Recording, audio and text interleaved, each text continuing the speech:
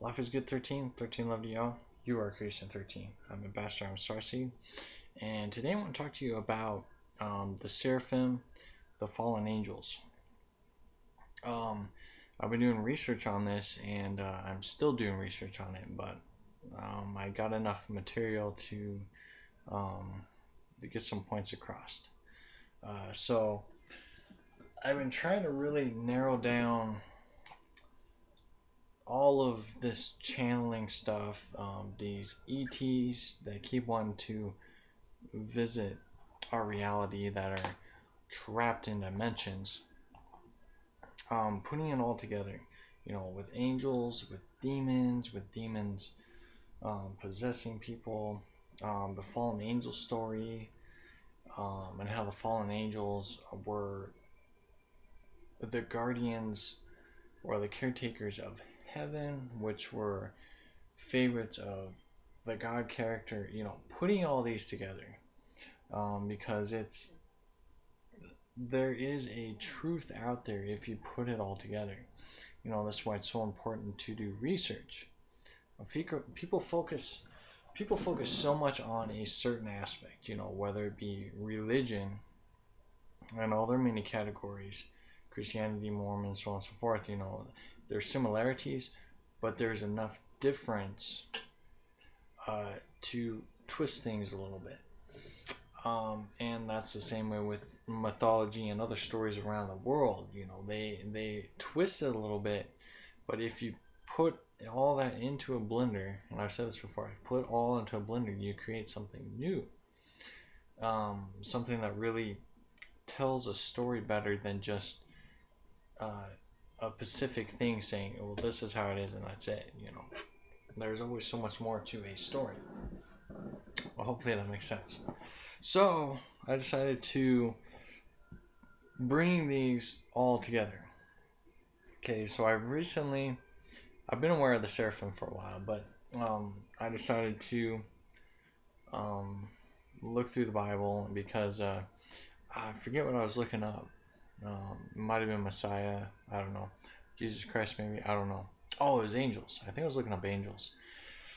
And the seraphim popped up. And I did research on them before, but I figured, well, I'll get back to it. But it popped up again. So I looked up seraphim, and it actually pinpointed me to a verse in the Bible. Hold on a second. And when that verse popped up, because if you watch my Yahweh video and some of my other videos, I've talked about how it seems to always pinpoint to Satan. And then there's another person that commented, said, well, then who is the God? Because it keeps saying, well, there is a Satan, but there's also a God character. That's where the manipulation comes in, because yes, there is a higher power, a higher being, higher entity, but we got to realize that the majority of the Bible is talking about not only a jealous God, but many gods, because God is plural within Hebrew.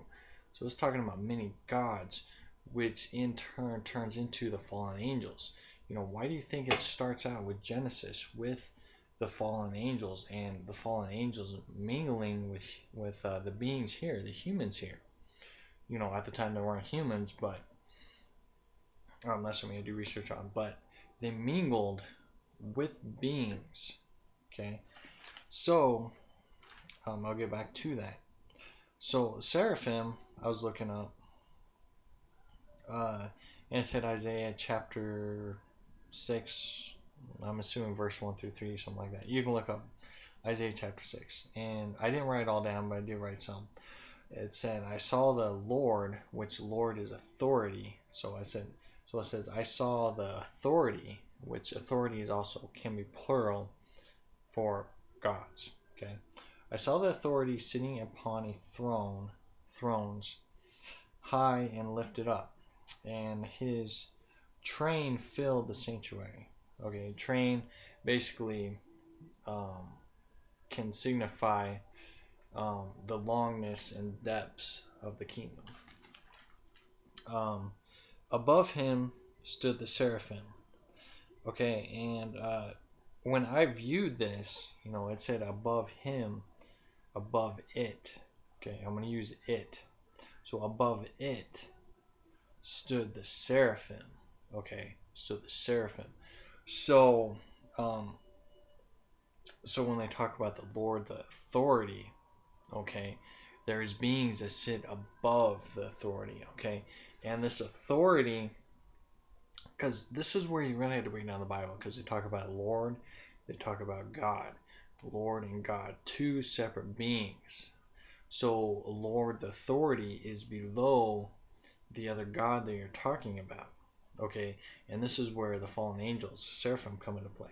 So the authority is mainly the lower realm, ETs, demons, basically the ones that run the plane of the spiritual realm. Because you got to realize, that it's talking about the domain of the world, the domain of Earth, because Earth is a prison planet. And that's something you also got to do research on. Just remember, this is just what I discover and do research on. That's something you have to discover for yourself. So, anyways, so above it stood the seraphim. Each seraphim had 6 wings. Had 6 wings. With 2, it covered its face. With 2, it covered its feet. And with 2, it flew. Okay, and when you symbolize the wing concept, it's covering. Okay, it's covering, or it's cloaked. That means it is unseen. So the seraphim, the fallen angels, are unseen. So therefore, they control reality behind the scenes. It's a hidden symbolism. I've talked about this before, and how there is a lot going on behind the scenes beyond this physical reality, that we see. There is a behind the scenes structure that plays out. And that's where they use humans as their hosts to run this planet the way they want to run it, just like I talked about in the previous video. They use politics, presidents, the world leaders, secret agencies, secret organizations like Freemason, the Illuminati, the Secret Seals, what's it called? The Secret Letters, I think it is. It's in a Supernatural. And yeah, Supernatural is a TV show. But like I said, there is many truths within there. So the Secret Letters is also a hidden truth, because Freemasonry, Freemasons, Illuminati, it keeps going. It's not just stuck at 32. It continues on. And that's where the Secret Letters come in, and there's more secret organizations above that. That's something you have to do research on too.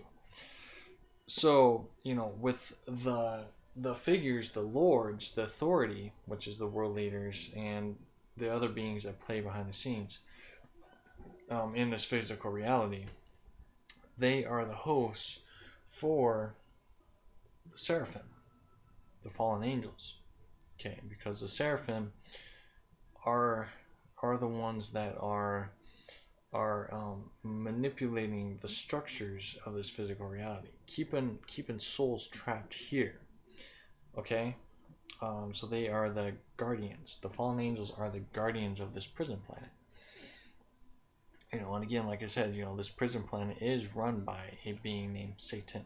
And I guess Satan also has a different meaning to it. And I haven't did research on that yet. So that's something to keep an eye on. So Satan controls it all, but it's a different name. And Satan also means something else. So anyways, so we got the seraphim controlling the lords, or the authority around this reality. Okay, now what does this mean? This means that since they are unseen, and since humans are used as hosts for those that don't control their body, they use tools to the seraphim, fallen angels use tools to get humans to go on their side. Okay, I hope this makes sense. So they get humans to go on their side. So this is where the New Age meditation, channeling came into play. You know, if you look up, oh man, I can't think of his name.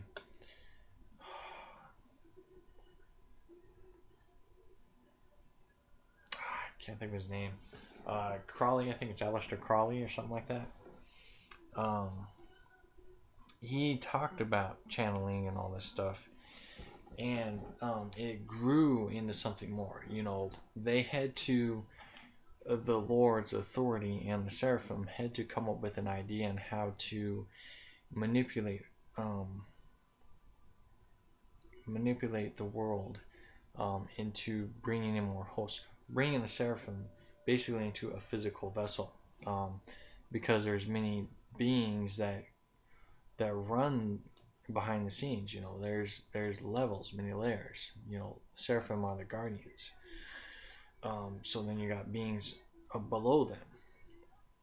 So they create a whole new age movement to create that love movement. You know, the whole love and peace. Open your heart, open your mind, um, and allow the beings to come in.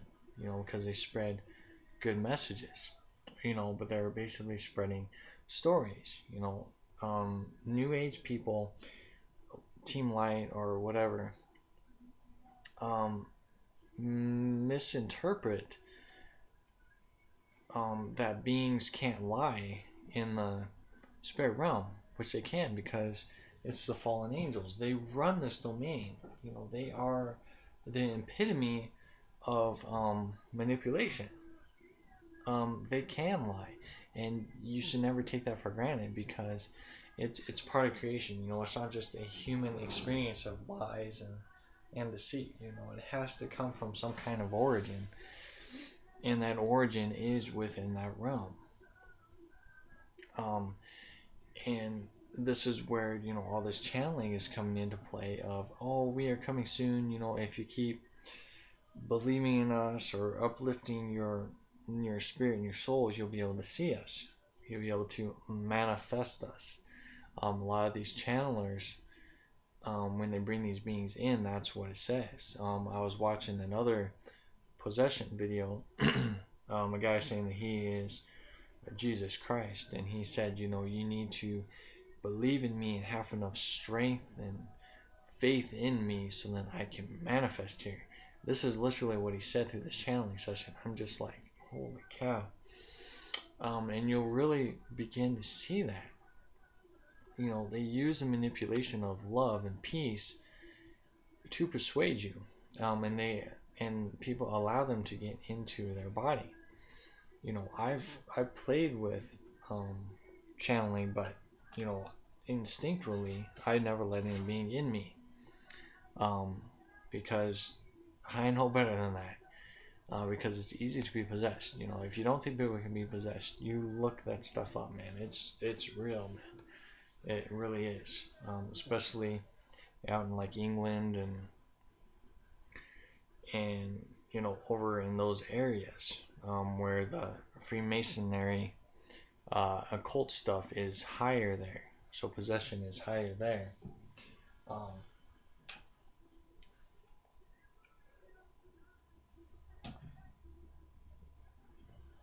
so hopefully this is starting to make sense.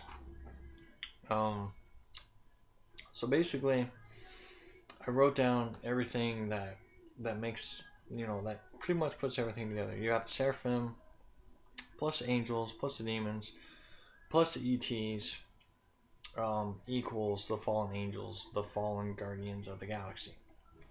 And I talked about this in a previous video on how these beings were once guardians of the galaxy, because everything is creation. You know, there are guardians that are out there that are there to protect and make sure that the creation continues forward.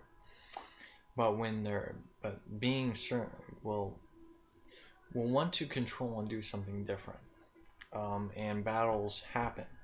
Nothing is peaceful. No matter where you go, what state you're in, there will always be some kind of battle because there always wants to be a change of creation, a new form, basically a new life that is created.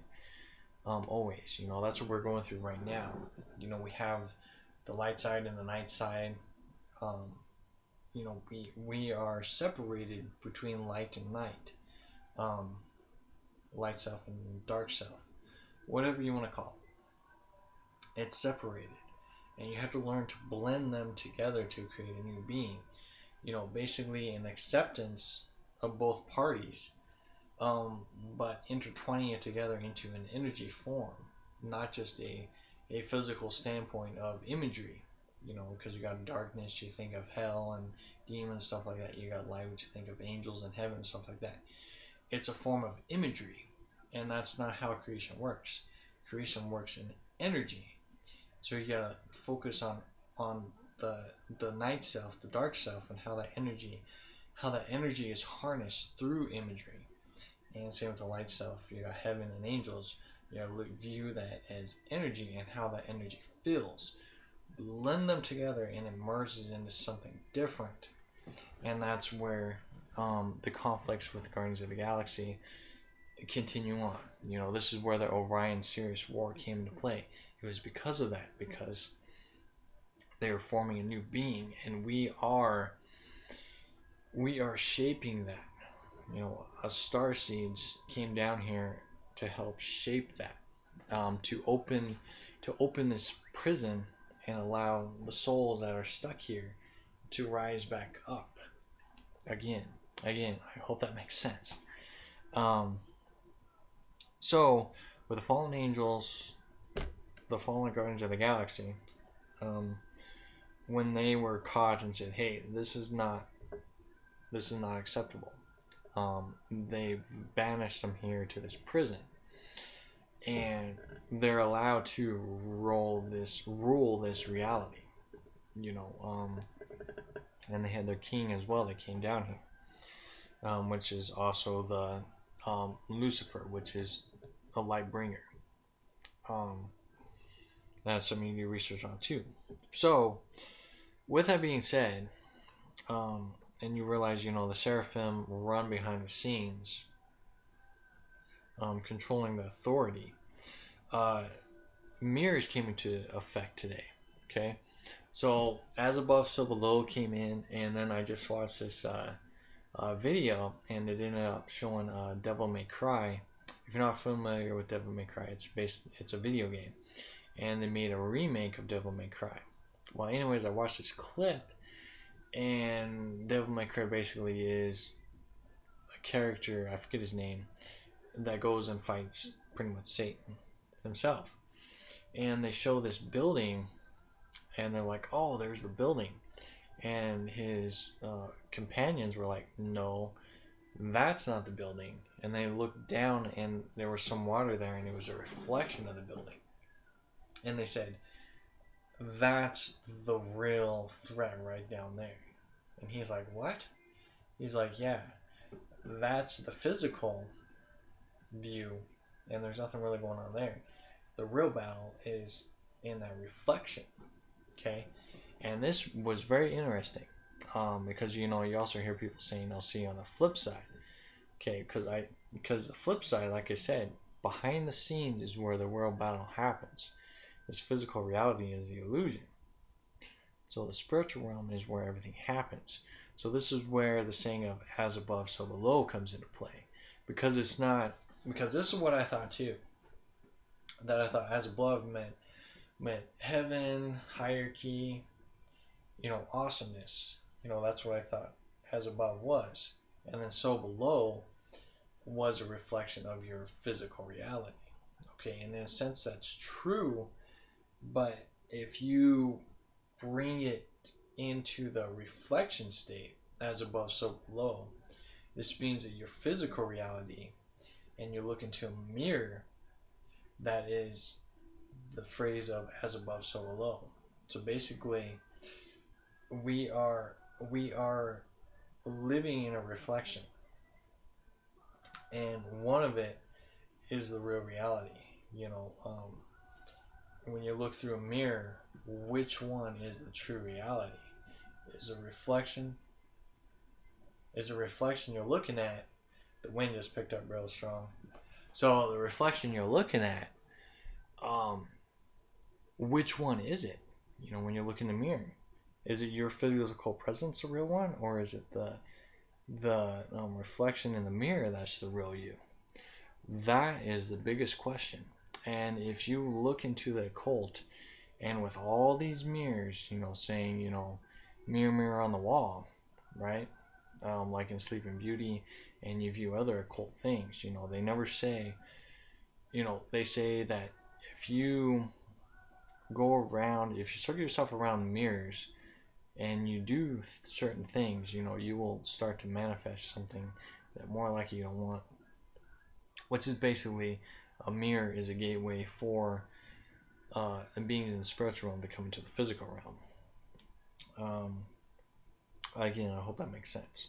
And this is why people banish beings into mirrors, because it entraps them into the spiritual realm, or it could be reversed, traps them in the physical realm. Whichever the case may be, you know, it's something I'm learning right now, but it definitely ties into that. Because mirrors have been on my mind for the past couple of weeks, because I've been thinking, you know, how did mirrors come into play in the first place? You know, how are mirrors made? But basically, you know, you can look at, you know, reflections, you know, reflections off the water and stuff like that, you know. So, anyways, I just thought that was very interesting. As above, so below is reflections. So basically, like I drew here, is us in the physical realm, and then you got all these beings in mirrors just waiting to be channeled. You know, they're wanting to be channeled. So when you channel these beings, you have a connection. You know, they have that stream now, and I drew that before, and how that stream connects you. So they're allowed to use you as a host and as a portal, so they can go in and out, in and out, in and out. And the second thing about that is that they can attach to you, and then they can bounce their energy off. Since you're a host, they can bounce the energy off just like a satellite, and then bounce to another person, another physical person. And this is where it gets really weird. So when they can bounce to another person, and they can feed off the energy of that person if they're weak, so then they can begin to start manifesting themselves. And then when a person looks into a mirror, they can bounce back into the mirror, and then their connection stays there in that mirror. Again, really wild stuff. So that's kind of how they teleport themselves. You know, this is where channeling is getting very corrupt now, and it's something that just shouldn't be used. We do not want these beings to come into play. And I wrote a thing on Facebook saying, if any ships were to show, okay, any ET ships or people that see ships in this physical reality, it's the lords, it's the authority ships that we're seeing. Because these beings here, they can't manifest until people start willing them to manifest. And no, they're not the high beings that people keep thinking they are, because they're not. You know, I've heard people say that they've been visited by druids.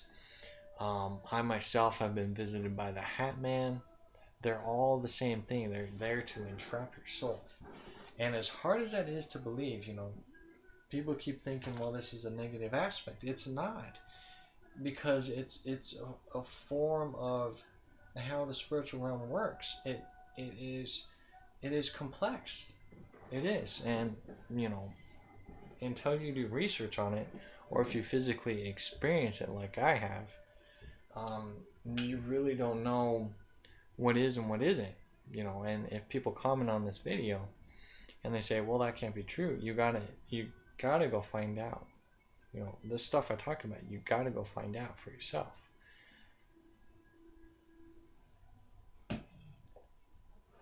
And like I said, you know, this video is just really getting kind of jumbled because there's so much information in it. But hopefully this makes sense. So I highly encourage you not to channel, just for the simple fact that these are facts that happen. And you can do research on this. Again, do research on the Hat Man, do research on the Druids, do research on channeling. But make sure it's scientific and knowledgeable on the research you find. Because they just say, oh, channeling is evil, or channeling is good. If they just give a basic answer, you're not learning anything. You're not intertwining it both together on how it works and everything like that. And you can see this a lot in your dream state. Just like when I was growing up, I had a lot of battles with beings that tried to take over. And I even remember a recurring dream that I had, where there was this big tree and these beings lived in this tree.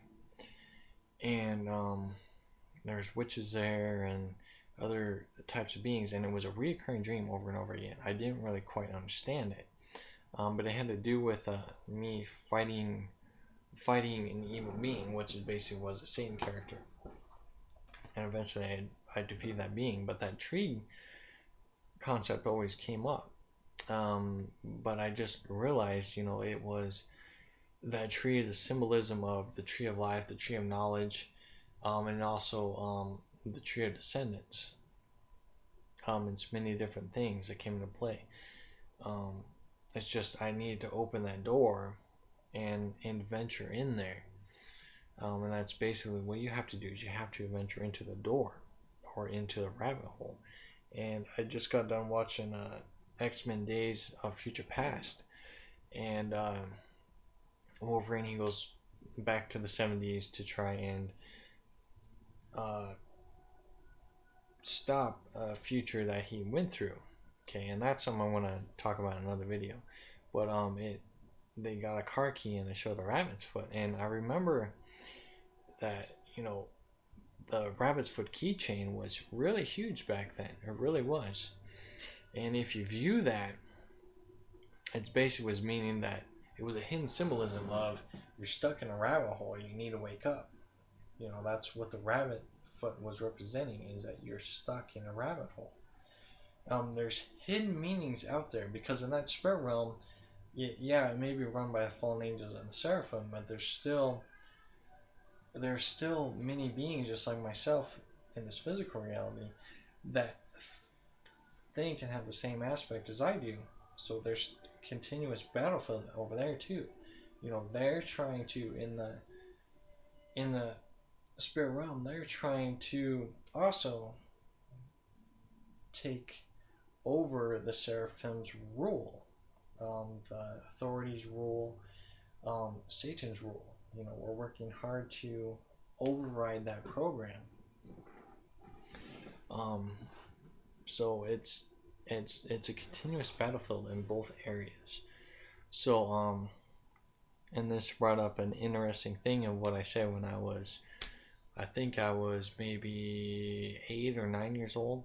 And again, like I said in my shadow being video, is I looked through the mirror, and just like I said today, I looked through the mirror, and I did my so above as below thing through that mirror. I said that I would be changed. I will make change. I will bring change to this world, because the end of the world thing in Revelations is constantly stuck out, and I want to absolutely make sure that stuff never happened. So I want to make sure that I will be that change, and that's something that I told myself. And I always had visions of what I would look like in the future. I don't know. It was a very interesting thing that I experienced when I was little. I mean, how does an 8-year-old come up with something like that, right? So I decided to do that again today. That always sticks out in my mind.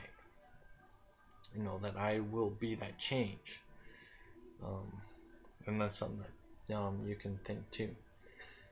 So anyways, I'm starting to just mumble now. So hopefully this will give you some different insights on that as above, so below. Look into mirror reflections and look into channeling and intertwining together. Mirror reflections, channeling, the seraphim, angels, demons, Lord. Look up in the dictionary. The dictionary will teach you a lot of things.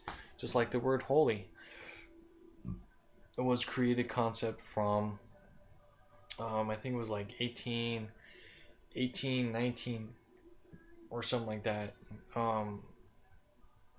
They made that word and they used it in different meanings, but it mainly was used for a religious purpose.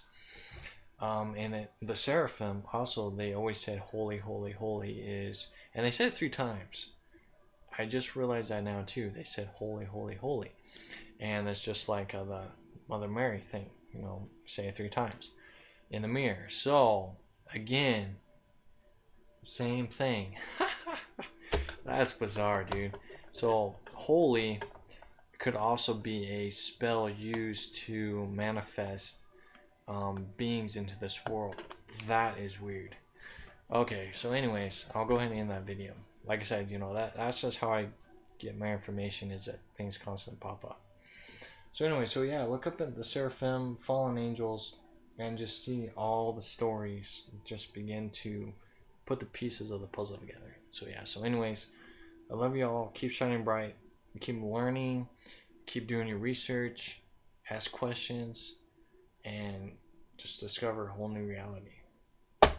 So yeah, talk to you in a little bit.